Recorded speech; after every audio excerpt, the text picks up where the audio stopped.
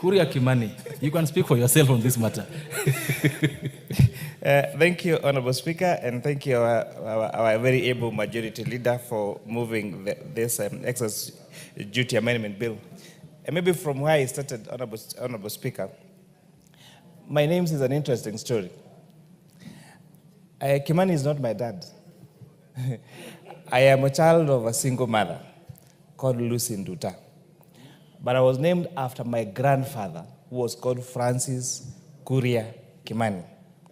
So when we did registration, when we were doing registration for our KCPE, I used to call myself Francis Kuria Nduta. But I was the only kid in the school who had a female name for a surname. So when now it came to registering for my KCPE, because I'm named after my grandfather called Francis Kuria Kimani, I named myself after my grandfather. So I ended up being Francis Kuria Kimani. So whether you call me Kimani Kuria or Kuria Kimani, it doesn't really matter. Because I'm not a son of Kimani anyway. Maybe Kimani wanted to claim some credit. So you confirm your Christian name is Francis? Sorry? Is your Christian name Francis? My? Christian name? My Christian name is Francis. Okay, go ahead. So my name is Francis Kuria Kimani. So whether you call me Wanduta. Yes, and I'd like you to take this chance to pay tribute to that great man, my grandfather, who brought me up, who educated me, who sold everything he had to make sure I had the best education he could afford. Unfortunately, he died during COVID. May his soul rest in eternal peace. In December 2024, Honorable Speaker, this House processed the Tax Laws Amendment Act of 2024, which introduced 25% excess duty on imported fully assembled electric transformers, while exempting the locally assembled and manufactured transformers, whose excess duty, honorable members, was done with the intention of protecting and promoting local manufacturing. However, it was later to be observed that the intended objective of the amendment was not achieved, as the local industry still does not possess enough capacity to manufacture fully transformers to meet the country's demand. Second, Honorable Speaker, the entities classified as local manufacturers are in reality more of assemblers than manufacturers of all the units required for transformers, Honorable Speaker. Kenya operates under the East African Common Custom External Tariff regime as a member state of East African Community. Under this regime, Honorable Speaker, both fully assembled transformers and their parts fall under the same tariff code. Consequently, the imported parts required for local assembly are also subjected now to 25% excess duty. This has led to a general increase in the cost of transformers across the board, rather than reducing the cost of locally assembled units as originally intended, Honorable Speaker. To explain, Honorable Speaker, in very simple language, in East African tariffs, the ones we call HS codes, whether for transformers or for the single units, the HS codes are the same. So by subjecting now this 25% excess duty to fully imported transformer, Honorable Speaker, the unintended purpose then meant even the ones that are doing assembling here in Kenya are now subject to 25% excess duty. As a result, Honorable Speaker, whether you manufacture locally here or you import, the unintended consequence of that amendment is that both these two would attract 25% excess duty, Honorable Speaker. And therefore, this is what we are trying to correct this anomaly, Honorable Speaker. Electricity penetration in Kenya, Honorable Speaker, is reported to be at around 17%. This reflects both grid and off-grid solutions such as solar home systems. However, even with these impressive rates of penetration and substantial population are still not connected to the national grid. That is why the government initiatives such as the last mile connectivity and investments in renewable energy sources such as geothermal, hydro, and solar are very crucial. For last mile connectivity to succeed, the cost of connection must be to reduce the cost of this transformer, Honorable Speaker, is therefore very, very key and very essential. First is the cost of connection to electricity. Transformers are essential components in the transmission and distribution of electricity. Every customer connected to a national grid relies on a transformer to receive power to their correct voltage and frequency. When a customer applies for electricity, they are either connected to an existing transformer or must fund the installation of a new one. The introduction of this 25% tax duty on transformers, as per the amendments, as per the Tax Laws Amendment Bill of 2024, has now, of course, led to a direct impact of 25% increase in the cost of electricity, Honorable Speaker. Many people in this House, Honorable Speaker, have witnesses of two things. You probably have a project somewhere, you apply for power connectivity, and you're given an invoice of Kenya Power of 1.something million shillings for that transformer, Honorable Speaker. The other greater problem we have, even in our constituencies, are transformers that have been connected to our constituents only for them to be recalled for being faulty. So you have launched an electricity project, you have assured the people of that particular place that they're going to have electricity, and then a few days later, the transformer is faulty, and it takes so long, Honorable Speaker, for that transformer to be replaced. This amendment, Honorable Speaker, is now going to make it easier for those faulty, because in all the transformers that are distributed in the country, just like any other product, Honorable Speaker, there is a probability that there could be a fault. When that fault occurs, if this transformer is imported from China or from India, then it means that it will probably have to be shipped back to that country, Honorable Speaker, or that particular component that is missing has to be imported again. But when these things are locally assembled here, Honorable Speaker, it's going to be quicker to replace any fault that may happen in our transformer, Honorable Speaker. Secondly, Honorable Speaker, is the impact on electricity tariffs.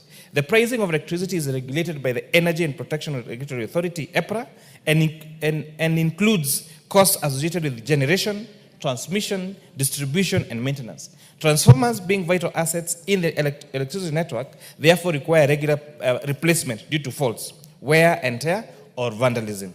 By increasing the cost of transformer, Honorable Speaker, the 25% excess duty raises the overall maintenance costs which are ultimately transferred to consumers through higher tariffs, Honorable Speaker. That is the availability of transformers for use across the country. Kenya Power typically procures about 4,000 transformers annually, 3,200 for replacing worn-out units, and 1,000 for expanding the grid and connecting new customers. With increased cost burden brought about by the amendments, fewer transformers can be procured within the current budgetary and cash flow constraints. This will likely result in delays in replacing faulty transformers, extended outages, increased insecurity, reduced economic activity, and slower customer connections, especially in areas where a new transformer is prerequisite. Honorable Speaker, it is therefore evident that while the amendments introduced in the Tax Laws Amendment Act of 2024 were well-intentioned and aimed at promoting local manufacturing, they have unfortunately resulted in unintended adverse outcomes. This includes increased costs, operational challenges for utility providers, and a negative impact on service delivery. It is imperative that we reconsider the application of excess duty on transformers to strike a balanced and effective approach. Such a review is critical in aligning the government's broader development agenda, particularly the last mile connectivity. This flagship initiative seeks to expand electricity access to low-income households and rural communities for connecting those located within 600 meters of existing transformers. The success of this program hinges on the availability and affordability of transformers, and therefore the current taxation framework needs to be re-evaluated to ensure that it supports rather than hinders the realization of this important national objective. Further, Honorable Speaker, the committee also proposed an amendment to the first schedule of the Excess Duty Act to correct an error in the classification of glass tariffs, especially concerning float glass and safety glass. The current act incorrectly referenced tariff code 7007 for imported float glass, whereas the correct classification under the harmonized system is 7005. This miscalculation has led to confusion and intended consequence, particularly affecting the transformation sector, which depends on accurately classified safety glass for compliance and public safety, Honorable Speaker. Honorable Speaker, again, on this particular matter on float glass, the intended code was supposed to be 7007 for imported float glass, Honorable Speaker. However, this committee, this House erroneously classified that exchange code as 7005, and therefore one of the additional amendments we'll be seeking to do during the committee of the whole House is to also correct that unintended anomaly, Honorable Speaker. The types of glass that you see around are of different kinds. The glass that you use, say in banks, that has safety features, the glass that is used in our motor vehicles, the glass that is used on our glasses, Honorable Speaker, are all different kinds of glass, Honorable Speaker. And therefore, this differentiation, this classification, is going to ensure, again, that this House and this country prioritizes supporting of local manufacturing rather than importing, Honorable Speaker. No country, Honorable Speaker, has grown by being a supermarket. And that is unfortunately truth we must all agree as a country. We cannot grow if we become a supermarket for importation. The way to grow is to make sure that we support our local manufacturing by being very deliberate in promoting local manufacturing and making imported products that can be manufactured here locally more expensive. And therefore, Honorable Speaker, starting economic growth, Honorable Speaker. We've seen President Trump's administration slammed tariffs on imported products, Honorable Speaker. It is because they want to build America and make sure that American companies succeed. We must do the same as a country. We must be selfish as a country and say Kenya first. And for us to do that, the only way is to impose tariffs on imported finished products and make sure that we make it easy to import the raw materials, manufacture here, assemble here, and make sure that we buy Kenya and build Kenya, Mr. Speaker. President Ruto once said during the launch of a factory in West Pokot that a locally made Datsun is better than an imported Rolls-Royce. You must forgive where I come from. R's and L's can become complicated. And I share the same views. Our locally manufactured products may not be the best, but we support them, we shall get there. Honorable Speaker, this Honorable House, in the Finance Act of 2022, introduced excise duty on imported furniture. Honorable Speaker, there was a lot of debate saying there are so many furniture that cannot be produced locally. But what have we achieved now? If you go along Gong Road, if you go along Kiambu Road, if you along go Eastern Bypass, if you go to my constituency in Molo and everywhere, we have so many people that are locally making furniture, Honorable Speaker. Seats that were very expensive, called recliner seats. We only imagined we could import them from China and Turkey. Now we have fundis here in Roysambu that are making those recliner seats here. Because this Honorable House made a deliberate decision to support local manufacturing of furniture. You heard President Ruto say, hii kitu inaitwa furniture ni mbao tu na msumari na nyundo. And people thought it was a joke. Until now you've seen even activists, some of them like Karara and a great businessman called Moraga, Honorable Speaker, have excelling furniture business, courtesy of policy interventions that were passed in this Honorable Speaker. As I wind up, I want to reiterate.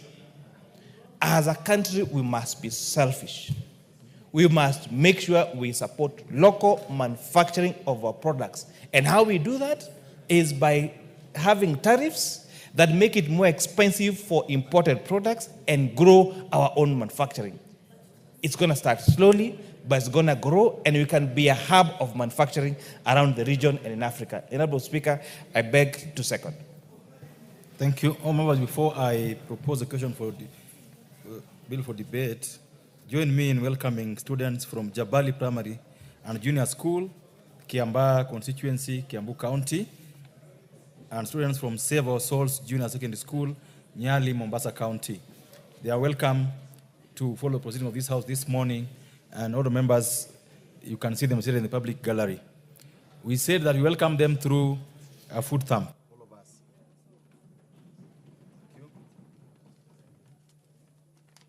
of us. I now propose the question that the Excise Duty Amendment Bill, National Assembly Bill number 7, 2025, be now read a second time. The Honorable Kuria.